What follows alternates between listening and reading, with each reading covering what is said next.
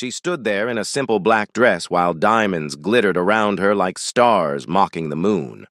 The bride's mother whispered loud enough for everyone to hear. "Did she come straight from the kitchen?" The guests laughed, their champagne glasses catching the golden light. Maya felt every stare, every sneer, but she held her ground beside billionaire Daniel Whitmore. To them, she was just another nobody who got lucky. But when the groom suddenly stopped mid-vow, walked past his bride, and dropped to his knees before Maya, the ballroom fell silent. He looked up at her with tears streaming down his face and said, "You saved my life, boss." 3 words that shattered every cruel smile in the room. The woman they mocked for her simplicity was the invisible titan who held their futures in her hands. Hit like, subscribe, and tell us where you're watching from, because true power doesn't need to announce itself.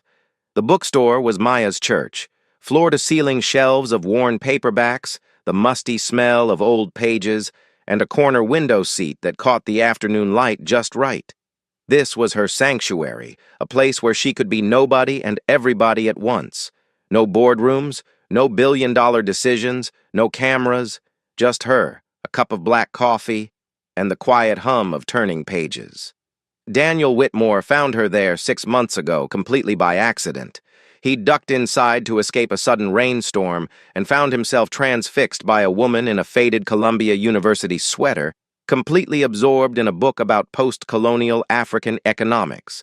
When she looked up and smiled at him, he forgot he was supposed to be at a shareholders' meeting. Their love story unfolded in the spaces between words, long conversations about philosophy and art, walks through the city where Maya showed him hole-in-the-wall restaurants he'd never noticed, despite living there his whole life. With her, Daniel wasn't heir to the Whitmore fortune. He was just a man learning to see the world through different eyes. She never asked about his money, never wanted to attend galas or charity balls. When he offered to take her to Paris, she suggested a road trip to visit small black-owned bookstores across the South instead. It was the best 2 weeks of his life. But the real world has a way of crashing through even the strongest doors. The call came on a quiet Sunday morning as they sat in Maya's small apartment, sunlight streaming through sheer curtains. Daniel's phone buzzed insistently. His mother's name flashed across the screen. He hesitated, then answered. "Daniel, darling, I need you to come to brunch today. Your sister has news." Catherine Whitmore's voice was crisp, commanding, allowing no room for refusal. "Mother, bring your friend if you must. We should meet her properly." The line went dead before he could respond. Daniel looked at Maya, apology already written across his face. She simply squeezed his hand. "It's all right," she said softly. "I always knew we'd have to face them eventually." The Whitmore estate loomed like a marble fortress against the manicured landscape. As they pulled through the iron gates, Maya felt the familiar weight settling on her shoulders, the same crushing pressure she'd fled 3 years ago when she walked away from her empire. The brunch was set on the terrace, a tableau of white linen and crystal that caught the light like calculated displays of wealth. Catherine Whitmore sat at the head of the table, every silver hair perfectly in place, her smile sharp as cut glass. Beside her, Daniel's sister Victoria practically vibrated with excitement. "Daniel!" Victoria sang out. "You're here! And you brought—" Her eyes swept over Maya with theatrical confusion. "I'm sorry, I didn't catch your name?" "Maya," she replied evenly, extending her hand. Victoria's handshake was limp, dismissive. "How lovely! Daniel's told us absolutely nothing about you. What is it that you do?" "I read a lot," Maya said with a small smile, a brittle laugh from Catherine. "How charming. Daniel, darling, sit here. Maya, you can sit down there." She gestured vaguely toward the far end of the table. A seat positioned just slightly apart from the family circle. The placement was deliberate, a statement. Daniel's jaw tightened. "Mother!" "It's fine," Maya interrupted gently, taking the assigned seat.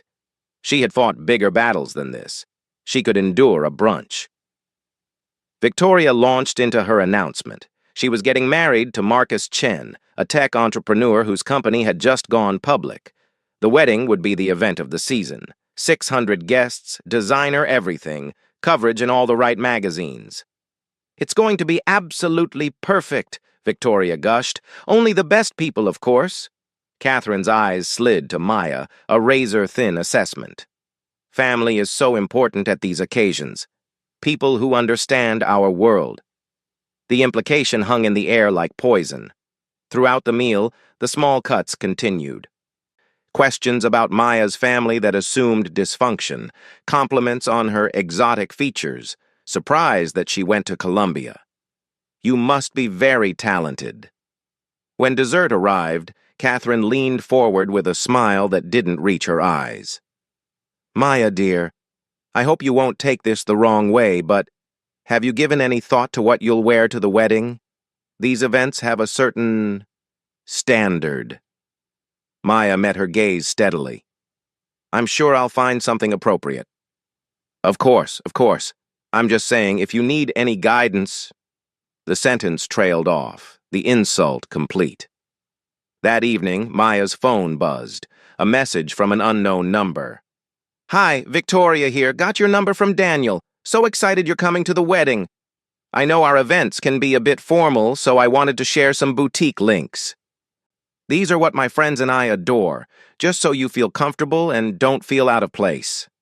Hope this helps." Below were links to Chanel, Valentino, Givenchy. Each dress cost more than most people earned in a year. Maya read the message twice, parsing the subtext with surgical precision. "So you don't feel out of place." Translation: "You don't belong. Here's the costume you need to wear to pretend you do." The words were a masterclass in passive aggression, a perfect microaggression veiled as a helping hand. The implication was clear. You are out of place. You do not belong. Here is the uniform you must wear to be granted temporary admission. A bitter taste filled her mouth, but the emotion that followed wasn't anger. It was a profound, bone-deep exhaustion. She had built this quiet life precisely to escape these games. These shallow, cruel methods of establishing hierarchy. With steady fingers, she typed her reply, choosing her words as deliberately as a chess player. "Thank you for your thoughtfulness, Victoria. I have my own style, but I will certainly keep your suggestions in mind. Looking forward to celebrating with you." It was polite. It was dismissive. And it drew a line in the sand without handing Victoria the satisfaction of a fight. When she showed Daniel the message later that evening, his face darkened instantly. The easy smile he reserved only for her vanished, replaced by a thunderous scowl. "She did what?" he seethed, snatching the phone from her hand as if the screen itself had insulted him. He read the words, and a muscle in his jaw began to twitch. "I can't believe her." Before Maya could say a word, he was on his feet, pacing the length of her small living room and dialing his sister's number. He turned away, but his voice, sharp with fury, filled the quiet apartment. "Victoria, what the hell was that message you sent Maya?" Maya closed her eyes, listening to the muffled, indignant squawk from the other end of the line. Daniel's voice rose to cut it off. "Don't you dare tell me you were just trying to help. What were you trying to help with? Did you think she doesn't know how to dress herself? It was condescending, and it was insulting." There was another pause, and this time, Maya could almost hear the venom in his sister's reply as Daniel's face grew even tighter.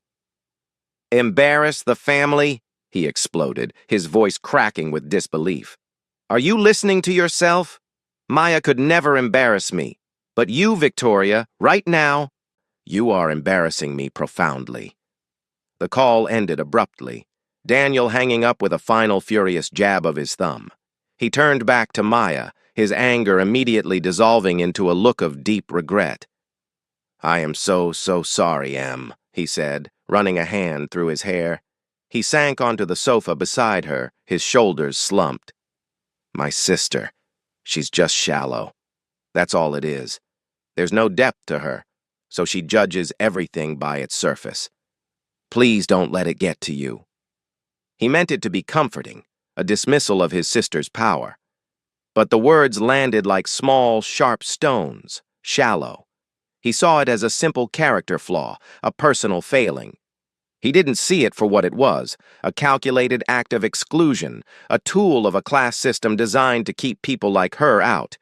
He loved her. She knew that without a doubt. But in that moment, she felt an immense gulf between them, the chasm of his privilege. He could see the injury, but he couldn't possibly understand the nature of the weapon that had inflicted it. Later that night, Maya stood before her closet. The doors were open, revealing rows of simple, elegant pieces in muted colors. But at the very back, shrouded in garment bags, were the ghosts of a different life. She unzipped one, revealing the shimmering silk of a designer gown, a relic from a time when her name commanded boardrooms and her face graced magazine covers. She could wear it. She could walk into that wedding clad in the very armor Victoria worshipped, beat her at her own game. The thought was tempting, a brief flash of vengeful satisfaction, but she pushed it away. To do so would be to accept the terms of their battle. To admit their rules had power over her. She zipped the bag closed, pushing the ghost back into the darkness. Instead, her fingers settled on a simple black dress. It had no famous label, no extravagant design. It was just a sheath of perfect fabric, cut with an understated elegance that relied on nothing but the form of the woman wearing it. It was a quiet choice, a silent declaration. She would not change herself to please them. She would not hide, but she would not perform either. She would simply be herself, and let that be enough. The Whitmore Grand Hotel was less a building and more a declaration of dynastic power. From the moment they stepped out of the car and into the gilded lobby, Maya felt the air shift, growing thinner and colder, charged with a specific kind of pressure she knew all too well. It was the atmosphere of a place where everyone was watching, weighing, and valuing everyone else. The soft strains of a chamber orchestra were drowned out by a low, persistent hum of whispers that seemed to follow them as they walked across the marble floor. Dozens of pairs of eyes peeking over the rims of champagne flutes slid towards them, and Maya felt the familiar sensation of being catalogued. It wasn't friendly curiosity. It was appraisal, a silent audit of her dress, her posture, her very presence beside Daniel Whitmore. She felt Daniel's hand tighten around hers, a protective gesture that was also a confession of his own anxiety. He was back in his native habitat, and it was a jungle. They hadn't taken 10 steps before two figures detached from a cluster of guests and glided towards them. Catherine Whitmore was immaculate, a sculpture of ice and diamonds, her smile a perfect frozen curve. Beside her, Victoria was a vision in pre-wedding white, though her own smile was brittle, stretched thin across her face. Catherine's gaze swept over Maya in a fraction of a second, a dismissal so swift and complete it was more insulting than a glare. Her eyes landed on her son, and her smile thawed by a single proprietary degree. "Daniel, darling, you're late." "Mother," he said, his tone carefully neutral. "You remember Maya?" Catherine's eyes flickered back to Maya, a flicker of polite acknowledgement that held no warmth. "Of course." The word was clipped, final. Victoria stepped forward, her laughter as artificial as the hothouse orchids spilling from giant urns. "Oh, Daniel, you finally brought your friend." Her eyes performed a slow, deliberate crawl down Maya's simple black dress, a look of theatrical pity dawning on her face. "Maya, that dress is so minimalist, very brave." The insult was perfectly delivered, a poisoned dart disguised as a fashion compliment. Before Maya could even register the sting, an older woman with a face like a powdered hawk joined them, her eyes fixed on Maya with unnerving intensity. She leaned towards Catherine, her voice a stage whisper designed to carry. "My, her skin is quite dark, isn't it? Very different." Victoria's smile widened, a flicker of triumph in her eyes. She patted the woman's arm conspiratorially. "Oh, you know, Aunt Constance, it's all about those exotic looks these days. So uniquely beautiful." The words hung in the air, thick and suffocating. Different. Exotic. They were the polite society synonyms for other. Maya felt a surge of heat rise in her chest, the familiar burn of fury. Beside her, Daniel went rigid, his knuckles white as he clenched his fist. A low growl rumbled in his throat. "That's enough," he started, his voice shaking with rage. He was seconds away from unleashing, but then he felt a gentle pressure on his arm. Maya's hand was there, her touch light but firm, a silent command. He looked down at her, confused, but she wasn't looking at him. Her gaze was fixed, calm and direct, on Victoria and the aunt. When she spoke, her voice was perfectly level, carrying a quiet authority that cut through the tension like a blade. She offered them a small, serene smile. "Thank you for the compliment," she said, her eyes meeting Victoria's without a hint of fear. She then turned the same placid gaze to the older woman. "I've always taken great pride in my heritage." The effect was instantaneous. Their smirks faltered, their attack neutralized by an opponent who refused to play the victim. They had thrown their sharpest stones, and she had simply caught them, refusing to show even a scratch. They were left speechless, their venom rendered impotent by her unassailable dignity. The aunt coughed and mumbled something about needing a drink, quickly melting back into the crowd. Victoria's face was a mask of stunned disbelief, her planned victory having dissolved into an awkward silence. Though she had won the exchange, a profound sense of isolation washed over Maya. She could feel the stares of the surrounding guests, their whispers now laced with a new kind of intrigue. She was an exhibit, a spectacle. Daniel squeezed her hand, his helplessness a palpable current between them. He had brought her here into this gilded cage, promising to protect her. But now they were both trapped, caught in the cold, glittering web of his world, and she was utterly, completely alone. The ceremony began, and with it a fresh, deliberate act of exclusion. An usher with a practiced, impersonal smile led Maya and Daniel not to the rows reserved for family, but to a section much farther back, a sort of polished no-man's land populated by business associates and distant connections. The placement was a clear, unspoken statement. "You are guests, but you are not us." Maya settled into the plush chair, a strange sense of calm descending upon her. From this distance, she was no longer a participant, but an anthropologist observing a foreign ritual. She watched the sea of elegantly dressed guests, their faces composed in masks of polite reverence, and saw not a celebration of love, but a grand theatrical merger of two powerful families. It was all so beautifully choreographed, so perfectly artificial. Daniel sat beside her, rigid and silent, radiating a misery that was almost a physical force. Then the groom appeared at the altar. Marcus Chen was exactly as handsome as one would expect, his tuxedo tailored to perfection, his hair impeccably styled. Yet beneath the polished exterior, something was amiss. A subtle tension coiled in his shoulders, and his eyes, instead of looking forward with joyous anticipation, kept flicking nervously across the assembled crowd. He looked less like a man about to marry the love of his life, and more like someone searching for something he'd lost. The music swelled. The heavy doors at the back of the ballroom swung open, and Victoria began her procession, a cloud of white silk and smug satisfaction. Marcus turned, and a smile stretched across his lips, but it didn't reach his eyes. It was a well-rehearsed expression, a photograph of happiness rather than the real thing. As Victoria glided down the aisle, his gaze, which should have been locked on her, began to drift. It was a subconscious act, a restless search across the faces of the assembled guests.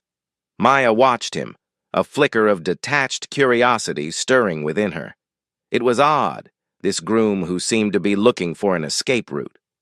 His eyes swept over the rows, passing over faces with a blank, unfocused quality until they reached her. And then they stopped. The connection was sudden and jarring.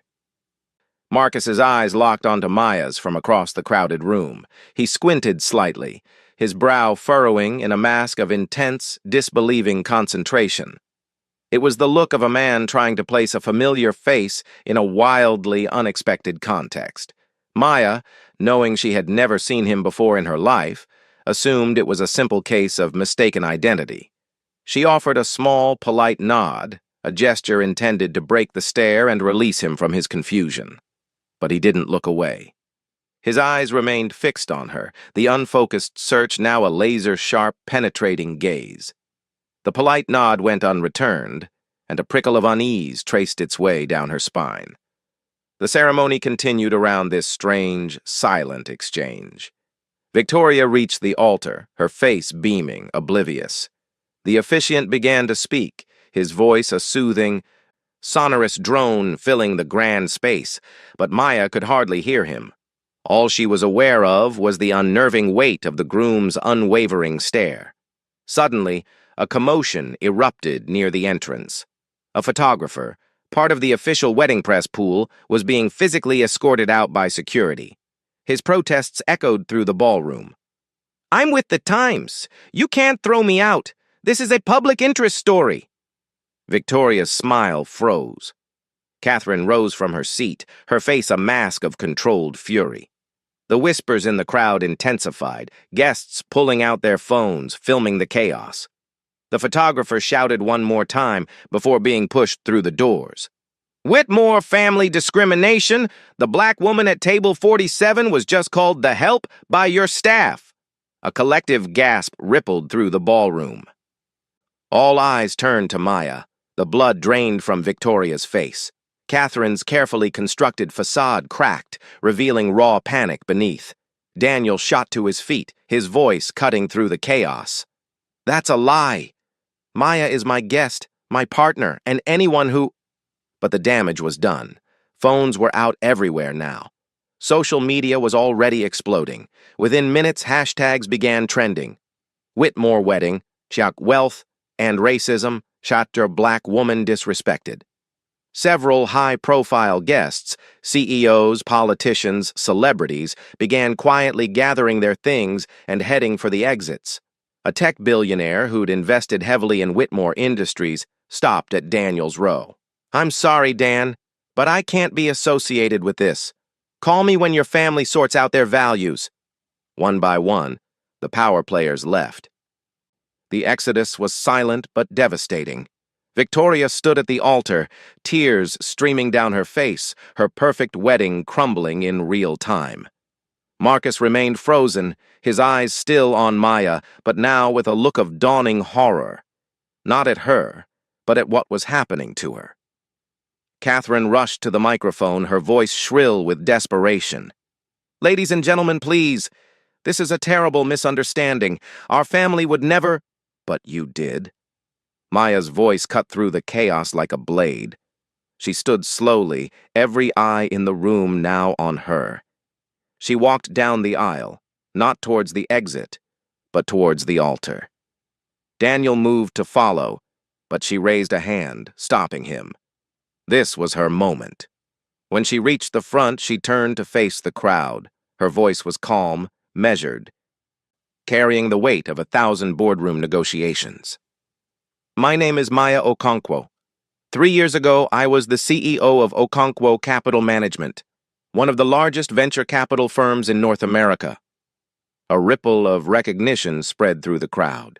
The Okonkwo name was legendary in finance circles, though Maya herself had been notoriously private, rarely photographed, never giving interviews. "I walked away from that world because of moments exactly like this," she continued, "because in that world, I was always the only black woman in the room, always the one who had to prove she belonged. Always the one whose credentials were questioned, whose authority was challenged, whose very presence was treated as an anomaly to be explained away." Catherine tried to interrupt. "Miss Okonkwo, we never meant—" Maya's gaze silenced her. You meant exactly what you said and did. From the moment I walked into your home, I was assessed and found wanting. Not because of my character, my intelligence, or my accomplishments, but because of my skin and my refusal to perform wealth the way you demanded. She turned to Victoria. You sent me links to expensive boutiques not to help, but to remind me that I didn't meet your standards. Your mother seated me apart from the family like I was contaminated. Your aunt called me exotic as if I were an object in a museum. And your staff, whether you instructed them or not, they called me the help. Victoria's face crumpled. I didn't know who you were. Maya's laugh was soft, bitter. And that's exactly the problem. You thought it was acceptable to treat me that way because you assumed I had no power. You assumed I was nobody. But the truth is, even if I had been a waitress or a school teacher or an artist, I would have deserved your respect. She paused, letting the words sink in. Your family doesn't have a PR problem right now. You have a values problem, and no amount of money or social status can fix that. The ballroom was dead silent. Then, from the altar, movement. Marcus Chen stepped forward, away from his bride. He walked down the steps and approached Maya. When he reached her, he did something that shattered what remained of the ceremony's dignity. He bowed, not a casual nod, but a deep, formal bow of profound respect. When he straightened, his eyes were wet. Ms. Okonkwo, he said, his voice shaking. 5 years ago, my startup was dying. I'd sent funding proposals to over 200 firms. Every single one rejected me, except one. He turned to address the crowd, his voice growing stronger. Okonkwo Capital gave me my first major investment. Not because of my connections, I had none. Not because of my pedigree, I'm a first-generation immigrant whose parents ran a laundromat, but because Ms. Okonkwo saw something in my work that everyone else missed. Tears streamed down his face now. She saved my company. She saved my dream. Everything I have, this tuxedo, this wedding, my success, it exists because of her.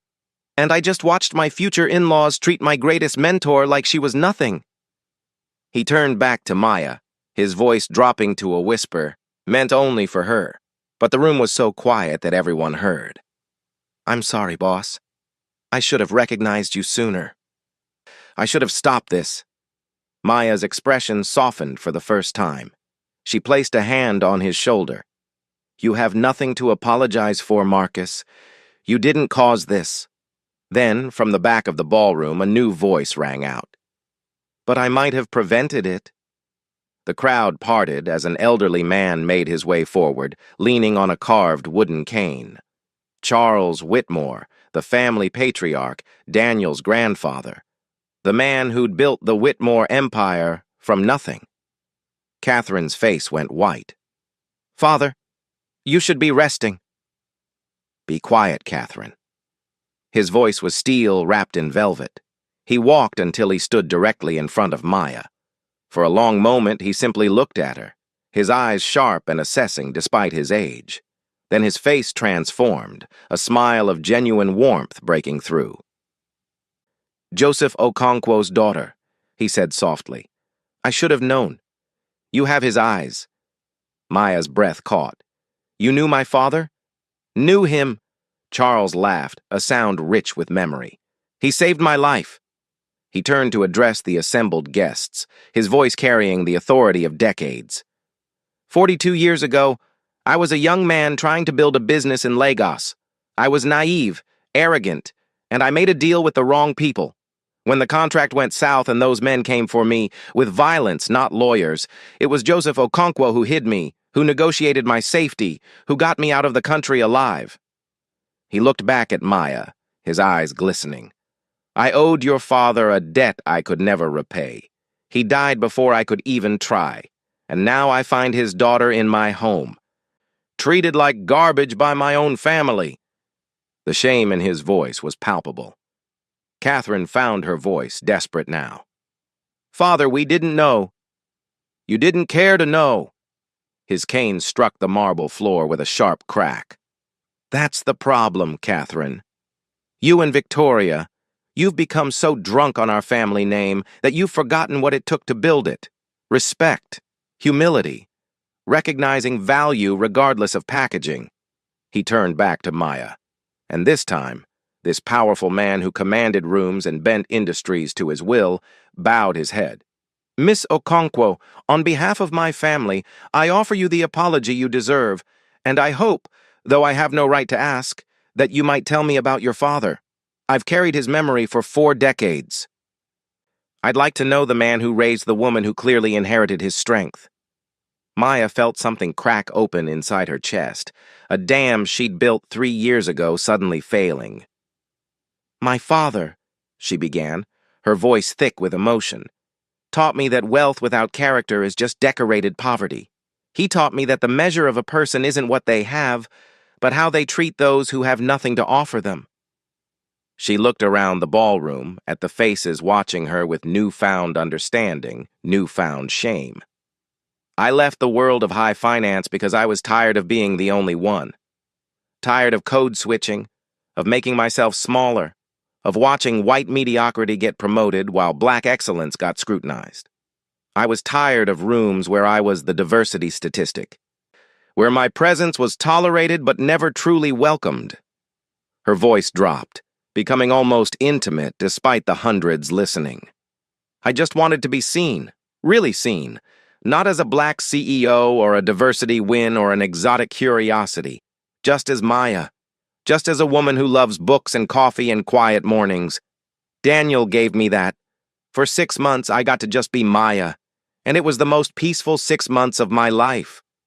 She turned to Daniel, who stood frozen, his face a landscape of emotions.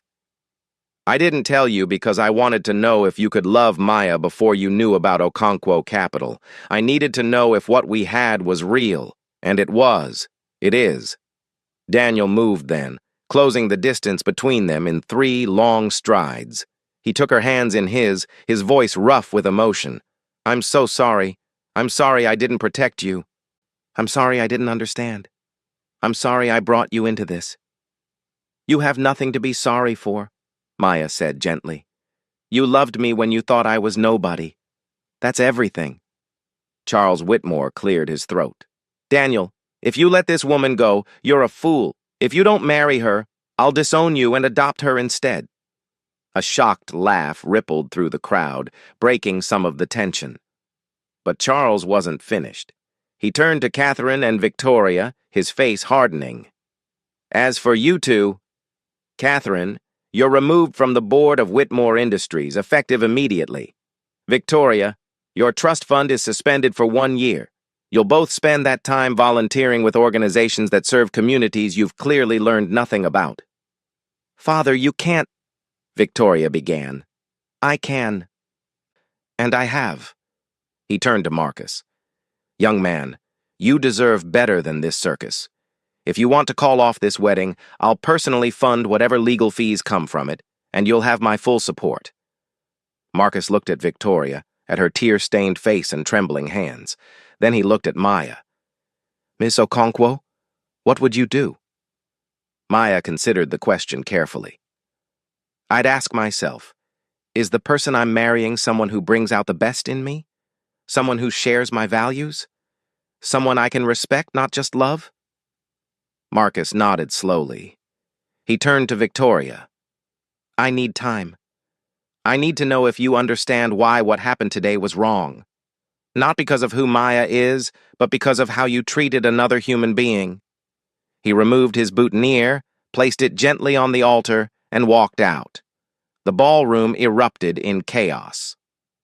Guests rushed to leave, some to escape the scandal, others to position themselves for whatever fallout would come.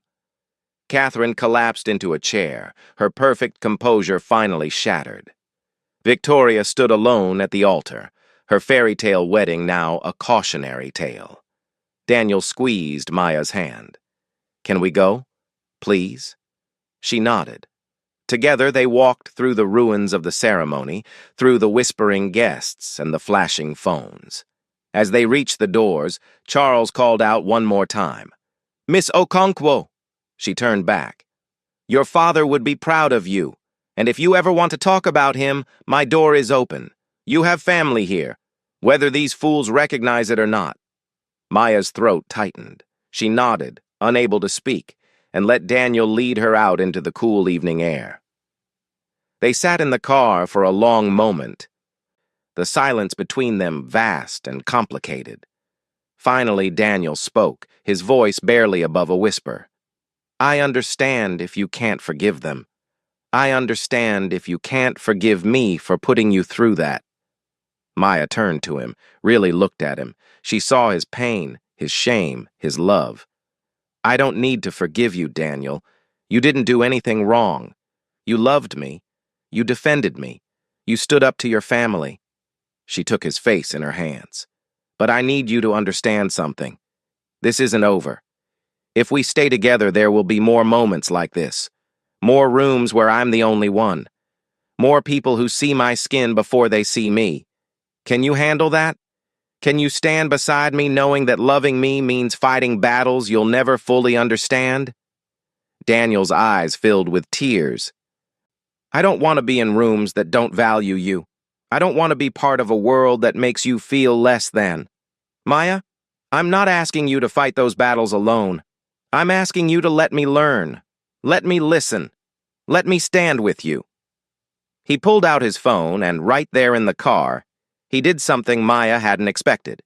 He posted a statement to his social media. "Daniel Whitmore, heir to billions, with millions of followers. Today I watched the woman I love be disrespected by my own family. I watched them treat her with casual cruelty because they judged her by her appearance rather than her character. I'm ashamed, I'm heartbroken, and I'm done with silence. If you're in my life, family, friends, business associates, you will treat Maya with respect, or you won't be in my life. Period. No more excuses. No more, that's just how things are. Love demands better. I demand better." He posted it without hesitation, then turned off his phone. "Whatever consequences come from that, I'll handle them. But I won't have anyone think I'm okay with what happened today." Maya felt something shift inside her, a wall she'd been holding up finally lowering. "Take me to the bookstore," she said softly. "What?" "Our bookstore, where we met. Take me there." Daniel started the car. They drove through the city in comfortable silence, the chaos of the wedding falling away with each mile. When they pulled up in front of the small bookstore, its lights were off, the closed sign hanging in the window. Daniel started to say they could come back tomorrow, but Maya was already getting out of the car. She tried the door. Locked. She knocked. After a moment, the owner, Mr. Peterson, appeared, looking confused. When he saw Maya, his face broke into a warm smile. "Maya, what are you doing here so late, and so dressed up? Can we come in, Mr. P, just for a little while?" He looked at her face, saw something there that made him nod immediately. He unlocked the door and ushered them inside. "Stay as long as you need. I'll be in the back doing inventory." Maya led Daniel to their corner, the worn armchairs by the window where they'd first talked, where they'd fallen in love. She kicked off her heels, curled into her chair, and finally, let herself breathe. Daniel sat across from her, watching her come back to herself. "This is where I'm real," Maya said quietly. "Not at galas or boardrooms or weddings. Here, in places like this, with books and coffee and no pretense. Can you love me here, Daniel? In the small, quiet moments? Because this is who I am." Daniel leaned forward, taking her hands. "Maya, I fell in love with you here. Every moment we've had in this bookstore, every conversation, every comfortable silence, that's what I want. Not the empire you walked away from, not the power or prestige, just you. Just this." Maya felt tears slip down her cheeks for the first time that night. "Your family is going to hate me forever." "Then they're not my family. You are." They sat there in the bookstore until dawn broke, talking about everything and nothing. About fathers and legacies, about the weight of names and the freedom of anonymity, about what it means to be seen and what it costs to be invisible. When the sun finally rose, painting the bookstore in soft gold light, Maya rested her head on Daniel's shoulder. "I'm tired of running," she whispered. "I'm tired of hiding, but I'm also tired of fighting." "Then don't," Daniel said. "Don't run, don't hide, don't fight. Just live, just be, and I'll be right here beside you, learning, listening, loving you exactly as you are." Mr. Peterson emerged from the back with 2 cups of fresh coffee. He set them down on the small table between the chairs, gave Maya's shoulder a gentle squeeze, and disappeared again without a word. Maya picked up her cup, breathed in the familiar smell, and felt something she hadn't felt in years. Hope. Not hope that the world would change overnight. Not hope that there wouldn't be more Catherines and Victorias. But hope that she could face them without losing herself. Hope that she'd found someone who saw her, really saw her, and loved what he found.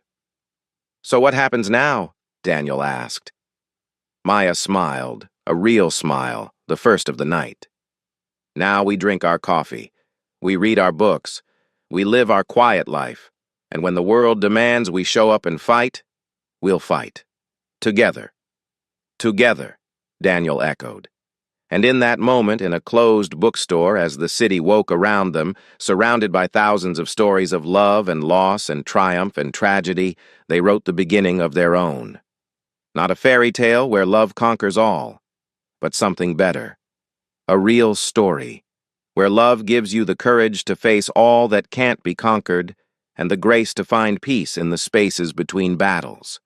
Because dignity doesn't always win, but it always matters. And sometimes, that's enough.